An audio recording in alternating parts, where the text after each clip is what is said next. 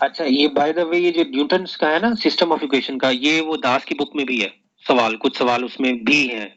तो ये मैंने थोड़ा सा इसका डायरेक्टली फॉर्मूला लिख के करवा दिया। वहां पे xn+1 एल्गोरिथम के तौर पे उसने लिखा हुआ है कि xn+1 yn+1 is equal to xn yn। तो वो n को 0 पुट करें तो x1 y1 किस तरीके से आती है, n को फिर आगे 0 पुट करें, 1 पुट करें, 2 पुट करें, ठीक है। तो जहां पे भी उसने, जहां तक भी उसने कहा होगा कि आपने फाइंड आउट करना, या जहां पे वो रीड होना शुरू हो जाए वहां तक भी, लेकिन मैं आपसे एग्जाम में कभी भी 2 इटरेशन से ज्यादा नहीं पूछूंगा, क्योंकि मुझे पता है कि इसमें टाइम लगता है। 2 या 3 इटरेशन मैक्सिमम। अच्छा, अब आई थिंक ये जो आप लोगों ने किया है पावर मेथड, वो भी यहाँ पे है। पावर मेथड के भी नोट्स मैंने आपको भेज दिए, अगर किसी को उस बुक में से नहीं समझ आ रही थी तो मेरे हैंड नोट्स में से भी उसको वो समझ सकता। मैं यहाँ पे एक और चैप्टर स्टार्ट करने लगा हूँ डिफरेंशियल इक्वेशंस का, यानी सिंपल जो ऑडीज है, ऑर्डिनरी डिफरेंशियल इक्वेशंस, इनको न्यूमेरिकली हम कैसे सॉल्व करते हैं। There are certain methods, certain different methods to solve numerically an ODE, ठीक है। उसमें से चंद सीधा सीधा मेथड्स जो है वो मैं करूंगा यहाँ पे। और ये आज का मेरा टारगेट है कि मेरा पूरा चैप्टर जो है 4-5 मेथड्स हैं वो मैंने उससे आपको करवाने हैं। और ये मेथड्स सिंपली डिजाइन हो सकते हैं मेपल के अंदर, मैथमेटिका के अंदर और मैट लैब के अंदर। तो मैं आपको थोड़ा सा वो उसका भी दे दूंगा दो, कि मैं कुछ नहीं पूछूंगा उसमें से, एग्जाम में कुछ नहीं पूछूंगा, लेकिन जिसका इंटरेस्ट है वो देख सकता है कि कैसे सोल्यूशन आ रहे हैं। अच्छा, Euler's method to solve ODE, ये भी आपने पढ़ा होगा कि Euler's method one of the most famous, most useful method of solving an ordinary differential equation. एक चीज याद रखना कि जब आप पीडीज को सॉल्व करते हैं, आप में से काफी स्टूडेंट्स ने पीडीज पढ़ी होगी, ठीक है।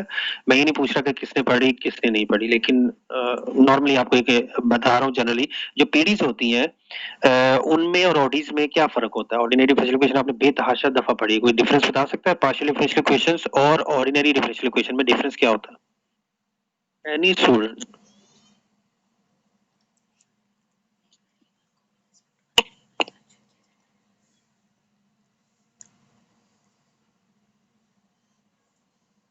कोई भी स्टूडेंट बताए, रॉन्ग और करेक्ट डजंट मैटर, आइडिया ही बता दे। फंक्शन होता है वो। अस्सलाम वालेकुम सर। जी जी, ऑर्डर मैटर करते हैं, आई गेस ऑर्डर मैटर करते हैं पार्शियल में। नहीं, तो नंबर ऑफ इंडिपेंडेंट वेरिएबल पे डिपेंड होता है। इसमें ऑर्डिनरी वन होता है, उसमें बिल्कुल जी। तो ऑर्डिनरी में कितने होते हैं और पार्शियल में कितने होते हैं? सही कहा है आपने, अब बता दें कितने कितने होते हैं। सर ऑर्डिनरी में तो जो होता है वो जस्ट मतलब 1 ही होता है, लेकिन पार्शियल में 1 से ज्यादा होते हैं। पार्शियल में एटलीस्ट 2 होते हैं और 2 से ज्यादा होंगे, लेकिन कम से कम 2 वेरिएबल्स होंगे, ठीक है। तो number of independent variables basically partial, और उसमें जो कि पार्शियल डेरिवेटिव होता है, ठीक है। तो पार्शियल डेरिवेटिव में भी हम एक को करते हैं keeping another as a constant, फिर दूसरे को करते हैं तो keeping first as a constant. तो नंबर ऑफ इंडिपेंडेंट वेरिएबल्स ज्यादा होते हैं पार्शियल डिफरेंशियल इक्वेशन में।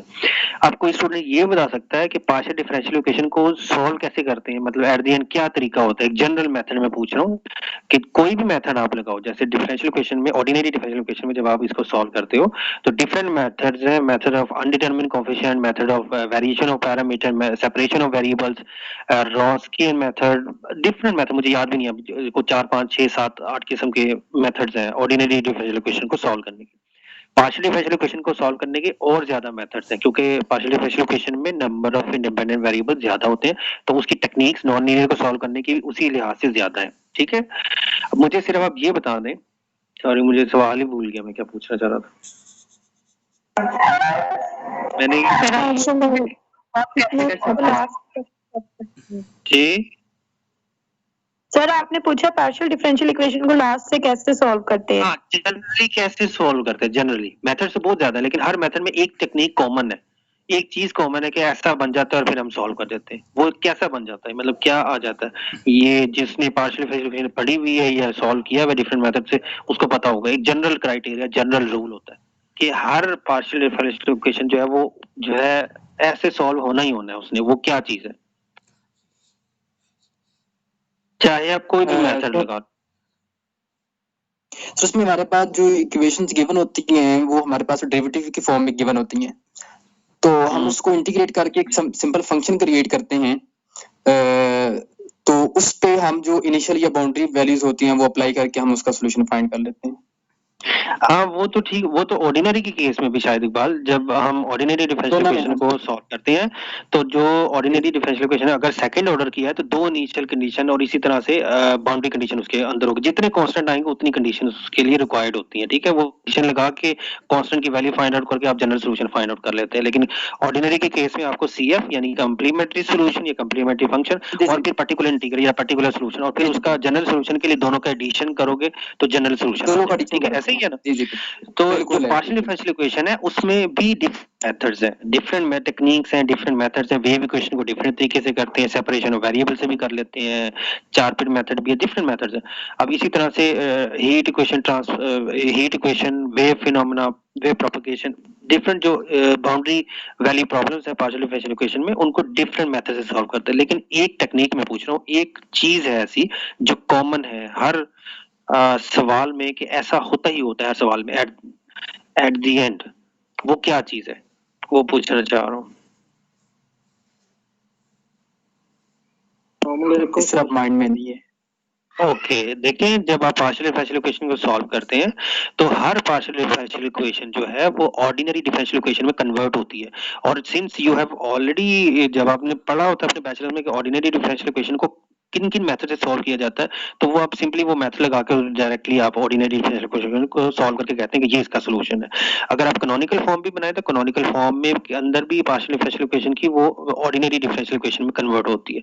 तो हर पार्शियल डिफरेंशियल इक्वेशन जो है एक्चुअली वो ऑर्डिनरी डिफरेंशियल इक्वेशन में कन्वर्ट होती है और फिर हम उससे उसका सॉल्यूशन निकालते हैं, ठीक है। ये चीज कॉमन है, चाहे आप कोई भी मेथड लगाएं तो पार्शियल डिफरेंशियल इक्वेशन कन्वर्ट होती है ऑर्डिनरी डिफरेंशियल इक्वेशन में और फिर उसका सॉल्यूशन हम इजीली फाइंड आउट कर लेते हैं। ये जनरल एक क्राइटेरिया जनरल। अब जो ऑर्डिनरी डिफरेंशियल इक्वेशन होती है, ठीक है, मैं रिसर्च पॉइंट ऑफ व्यू से बता रहा हूँ कि जब ordinary differential equation higher level पे जब जाएंगे बहुत सारी ऑर्डिनरी डिफरेंशियल इक्वेशन न्यूमेरिकल उनका एग्जैक्ट सॉल्यूशन नहीं निकल पाता, एग्जैक्ट सॉल्यूशन आप नहीं निकाल पाते एग्जैक्टली या थ्योरेटिकली आप उसे सॉल्व नहीं कर पाते। तो there are certain numerical techniques, जैसे आइलर वन ऑफ देम है, Euler is one of them to solve ordinary differential equation numerically, one of the technique। तो जब आपके पास एनालिटिकल सॉल्यूशन थ्योरेटिकल निकलता किसी ऑर्डिनरी का या पार्शियल का, तो फिर आप उसे न्यूमेरिकल स्कीम के तहत, न्यूमेरिकल मेथड के तहत उसको सॉल्व करते हैं solution of this corresponding ordinary equation. लेकिन कुछ केसेस में होता यह है कि जब हम कह रहे होते हैं कि नहीं हमने इसको एनालाइज करना है, एनालिटिकली भी एनालाइज करना है, तो हायर लेवल पे हम क्या करते हैं कि ऑर्डिनरी डिफरेंशियल इक्वेशन जो होती है उनको हम कन्वर्ट करते हैं डिफरेंस इक्वेशंस के अंदर, डिफरेंस इक्वेशंस के अंदर यानी कॉरेस्पॉन्डिंग डिफरेंस इक्वेशन के अंदर कन्वर्ट करते हैं। फर्क क्या है कि जो ऑर्डिनरी डिफरेंशियल इक्वेशन में है उसमें जो वेरिएबल होता है वो कंटीन्यूअस वेरिएबल होता है, वो कंटीन्यूअस टाइम होता है, या अगर वो पॉपुलेशन मॉडल को शो कर रही है डिके प्रोसेस या कोई भी एक प्रोसेस है, पॉपुलेशन मॉडल है represented by ordinary differential equation, तो उसके अंदर जो जनरेशन होती है वो ओवरलैप करती है, यानी एक पॉइंट से दूसरे पॉइंट में कंटिन्यूस होती है ना, तो ओवरलैप करती है, जबकि जो डिफरेंस इक्वेशन होती है उसमें जनरेशन जो पॉपुलेशन जनरेशन है वो नॉन ओवरलैपिंग होती है, यानी 1998 पे जितनी थी 1999 पे थी पॉइंट वाइज, यानी हर जो ईयर्स है उसका एक उसके पॉइंट पे कितना था, तो उसका पिछले ईयर से कोई लिंक नहीं होता, तो ये डिस्क्रीट है, फर्क सिर्फ ये। और फिर जब हम कन्वर्ट करते हैं, जब डिफरेंशियल ऑर्डिनरी डिफरेंशियल इक्वेशन को डिफरेंस इक्वेशन में कॉरेस्पॉन्डिंग कन्वर्ट करते हैं, तो उस कन्वर्ट करने का जो प्रोसेस है उस प्रोसेस को कहते हैं डिस्क्रीटाइजेशन प्रोसेस, और इस डिस्क्रीटाइजेशन प्रोसेस के अंदर न्यूमेरिकल स्कीम अप्लाई होती है। तो these numerical schemes are equally important in discretization process और इवन सॉल्विंग एन ओडीई और पीडीई न्यूमेरिकली, ठीक है। आई होप के अंडरस्टैंड हुआ होगा। अब हम देखते हैं कि ये आयलर मेथड जो है ऑर्डिनरी डिफरेंशियल इक्वेशन को कैसे न्यूमेरिकली सॉल्व कर रहा है। सपोज करो कि कंसीडर करो ये डिफरेंशियल इक्वेशन है, इनिशियल वैल्यू प्रॉब्लम आपके पास है कि dy over dx is equal to f of xy, ये एक ऑर्डिनरी डिफरेंशियल इक्वेशन है with the initial condition given y of x not is equal to y not, ठीक है। और यहाँ पे आपने एक्चुअली अजान हो रही है तो मैं 2 मिनट चालू रुकूंगा।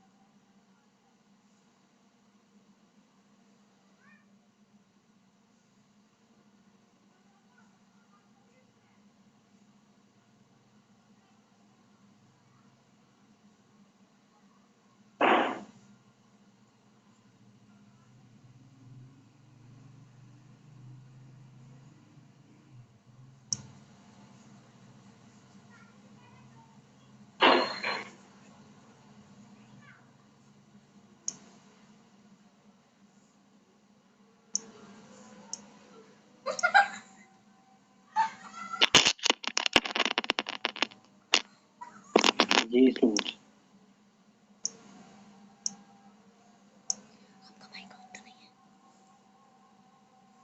अच्छा ये जो है ये आपके पास गिवन होगा, यानी dy over dx ये गिवन होगी डिफरेंशियल इक्वेशन, इसकी इनिशियल कंडीशन ये गिवन होगी आपके पास, ठीक है। आपने एट एक्स एन यानी nth ये n कोई भी पॉइंट हो सकता है, एट एक्स एन y की क्या वैल्यू है वो which is represented by y n, ये आपने कैलकुलेट करनी है, ठीक है।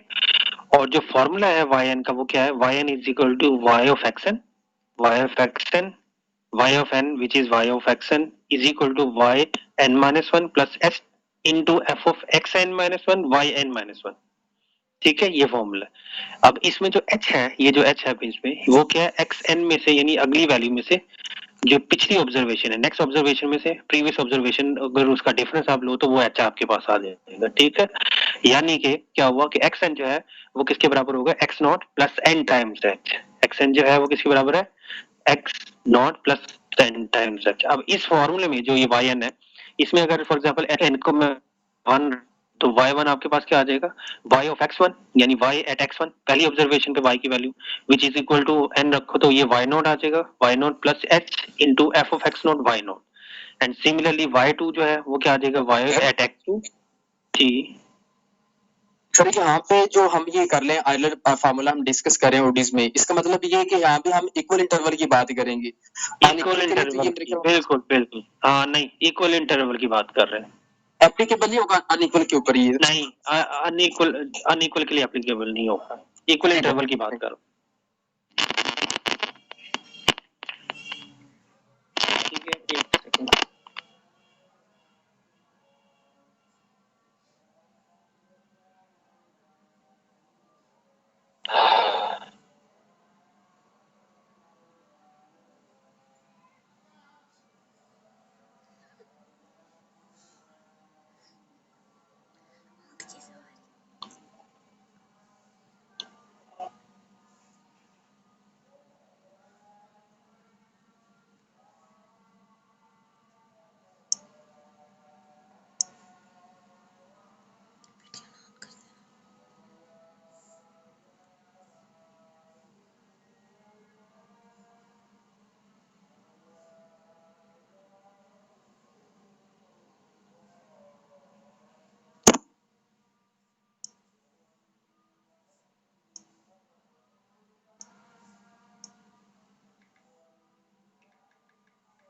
नहीं आ रही।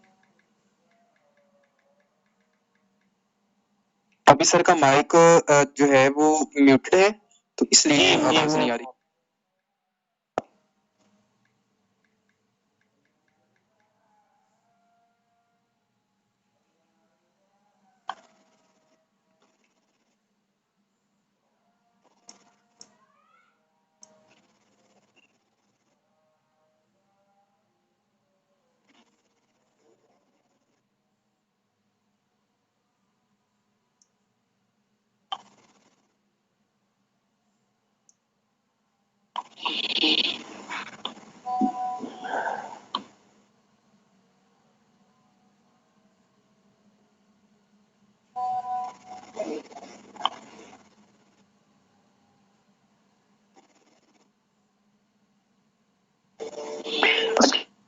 याद रखना कि आयलर मेथड जो है इसको फॉरवर्ड आयलर भी कहते हैं, ठीक है। और ये basically first order numerical procedure है to solving an ordinary differential equation with given initial value. जो आपके पास गिवन इनिशियल वैल्यूज होती है, initial to solve an initial value problem, जो कि मैंने आपको बताया अभी। तो दूसरी चीज ये है कि कुछ मेथड्स होते हैं इम्प्लिसिट मेथड और कुछ होते हैं एक्सप्लिसिट मेथड, ठीक है। तो इम्प्लिसिट मेथड में आपको बताऊंगा जो मेथड्स हैं, जैसे मल्टी स्टेप है और आगे कुछ है इम्प्लिसिट मेथड्स, उस वो हम बाद में डिस्कस करेंगे। ये एक्सप्लिसिट मेथड है। एक्सप्लिसिट से इम्प्लिसिटी और एक्सप्लिसिटी मैं उम्मीद कर रहा हूँ कि आप लोगों को पता है कि इम्प्लिसिट क्या है और एक्सप्लिसिट क्या है, ठीक है। तो एक्सप्लिसिट मेथड ये न्यूमेरिकली ऑर्डिनरी डिफरेंशियल इक्वेशन को सॉल्व करने के लिए।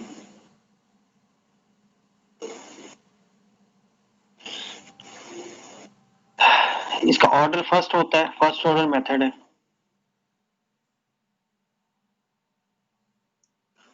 अस्सलाम वालेकुम सर। जी वालेकुम सलाम। सर मैं ये कहना चाह रहा था कि नमाज का टाइम हो गया, अगर 10 मिनट मिल जाए हमें। बस ये एक सवाल करवा के तो मैं 10 मिनट देता हूँ।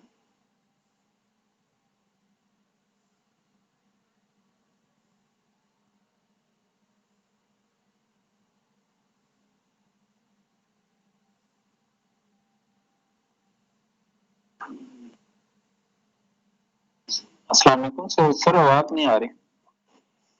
नहीं आ रही।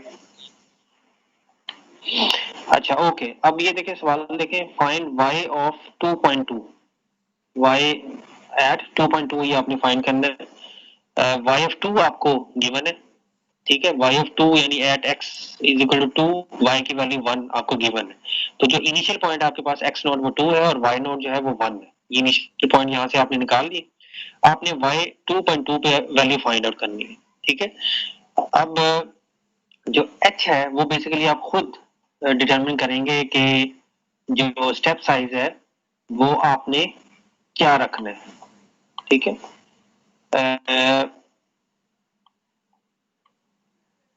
आपके पास जो नेक्स्ट वैल्यू है, देखिए यहाँ पे आप अभी मैंने h आपको बताया कि h क्या है, xn माइनस 1, ठीक है।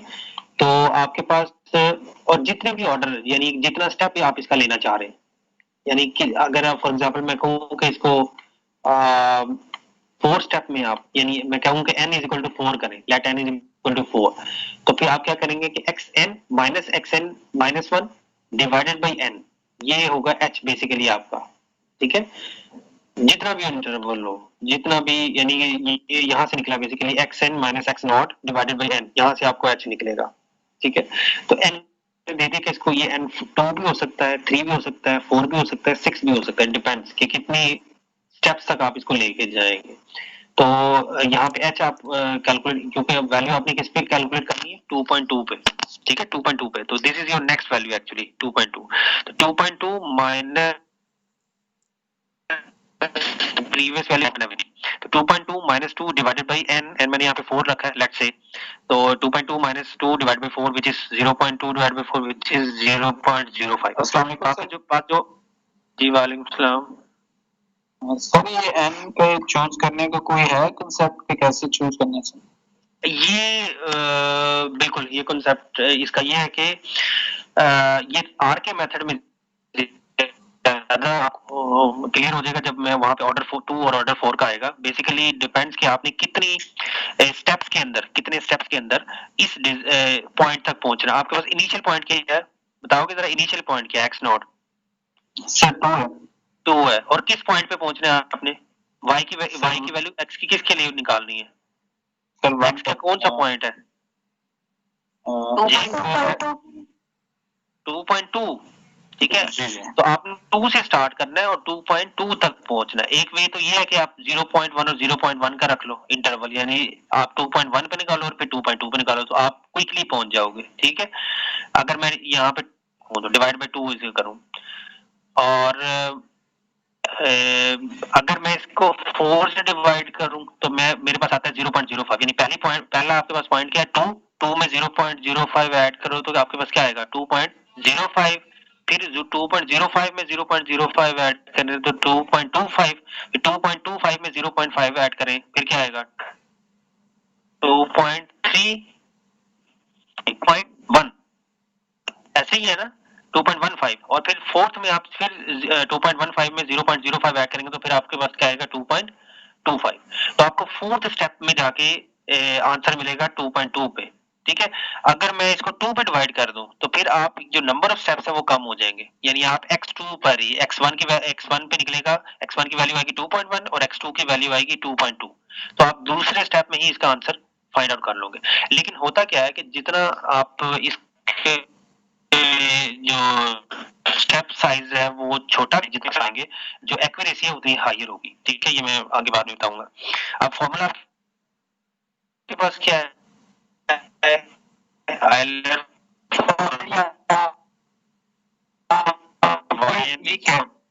जी सर तो आप यहाँ पे मतलब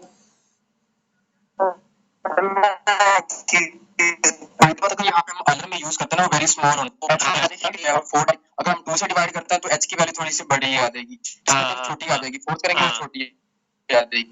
हाँ, जो इसका क्राइटेरिया है ना, या आप इसे कह लें प्रिंसिपल है आइलर का, इसमें जो h होता है h is take a small step, यानी h is step size is small enough कि जो आपका जो इंटरवल है वो फाइनाइट रहे, यानी इतना स्मॉल नहीं कि फॉर एग्जांपल मैं h को 0.00001 ले लूं फॉर एग्जांपल, तो आपके पास तो या मैं ऐसा इंटरवल h ले लूं कि जिससे फाइनाइट ना रहे, नंबर ऑफ स्टेप्स फाइनाइट ना रहे।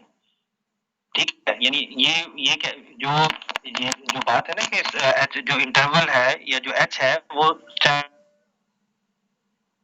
साइज स्मॉल, कि आपके जो x1 x2 x3 आपने निकालना है वो जाके आपको कहीं इनफाइनाइट पे जाके आपको मिले, वो फाइनाइट टर्म्स रहनी चाहिए x की। ये समझ आ रही बात की क्या कहना चाह रहा हूँ? जी सर समझ आ रही है इस बात। ठीक है, यानी आप इतना छोटा ना करने h को या इंटरवल को कि आपके जो नंबर जिस स्टेप पे यानी कि आपने 2.2 तक जहां तक पहुंचना है वो आपको इनफाइनाइट इंटरवल उसमें जाके मिले, स्टेप्स में जाके मिले। It should be small enough, but the interval of computation should be finite. Clear होगी बात?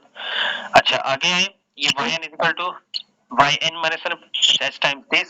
अब इसमें आप n is equal to 1 और ये आप इसमें डालें n is equal to 1 रखें तो y1 is equal to y naught plus h times f of x naught y naught, ये आ जाएगा। y1 की वैल्यू आपने निकाली 0.9, फिर n2 रखें तो y2 आपके पास y at x2 आएगा, which is this,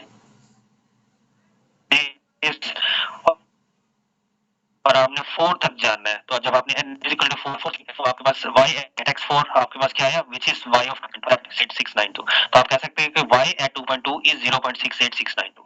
क्लियर है? ये आगे जाऊंगा और की वजह से सकते हैं वो 6 भी ले सकते हैं, आप बिल्कुल 6 भी ले सकते हैं, लेकिन ये मैं असाइनमेंट और उसमें ना मैं ये रिस्ट्रिक्ट करूंगा कि ताकि सबकी सिमिलरिटी रहे।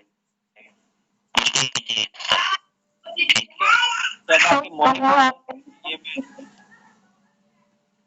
जी अगर आप कोई सी असाइनमेंट में देंगे तो n गिवन देंगे? n गिवन दूंगा मैं बिल्कुल। ठीक है सर। या उसमें लिखो अगर स्टेप्स आपने 4 स्टेप लेने, आपने 6 स्टेप्स लेने, आपने 3 स्टेप्स लेने, ठीक है, which is equivalent to n। आगे ये मॉडिफाइड है, modified follower Euler's formula. 10 minute की ब्रेक ले ले, फिर उसके बाद आते हैं। सर जी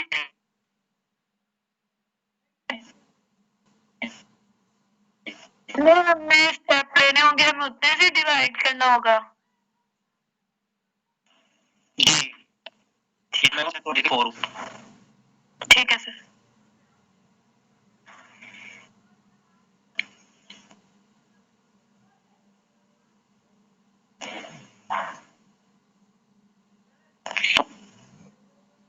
ठीक है, 10 मिनट की ब्रेक है, 5:55 पे आ जाइएगा।